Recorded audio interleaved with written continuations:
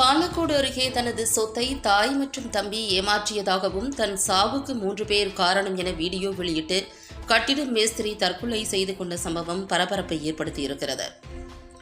தருமபுரி மாவட்டம் இளங்காளப்பட்டியைச் சேர்ந்தவர் கட்டிட மேஸ்திரி கோபால். இவருக்கு வயது 35. இவரது மனைவி பிரியங்கா. இவர்களுக்கு திருமணமாகி 11 வருடங்கள் ஆகின்றன. 10 வயதில் தனுஸ்ரீ, 8 வயதில் இலக்கியா, 2 வயதில் வர்ஷா ஆகிய 3 பெண் குழந்தைகள் உள்ளனர்.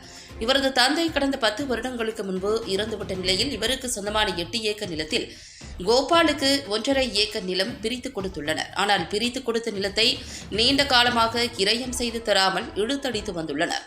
இதனால் விரக்தியடைந்த கோபால் தனது தாய் பழனியம்மாள், தம்பி பாரதியின் மனைவி பிரியா ஆகியோர் தனக்கு வழங்கிய நிலத்தை கிரயம் செய்து தராமல் ஏமாற்றி வருவதாகவும், கடன் தொல்லை அதிகம் இருப்பதாகவும், இதனால் தான் விஷம் குடித்து தற்கொலை செய்து கொள்வதாகவும், தன் சாவிற்கு இவர்கள் 3 பேரும் தான் காரணம் என கூறி நேற்று மதியம் வீடியோ பதிவு செய்து அனைவருக்கும் வாட்ஸ்அப்பில் அனுப்பிவிட்டு இளங்காளப்பட்டி பெருமாள் கோவில் அருகே பூச்சிக்கொல்லி மருந்து குடித்து உயிருக்கு போராடி கொண்டிருந்தார்.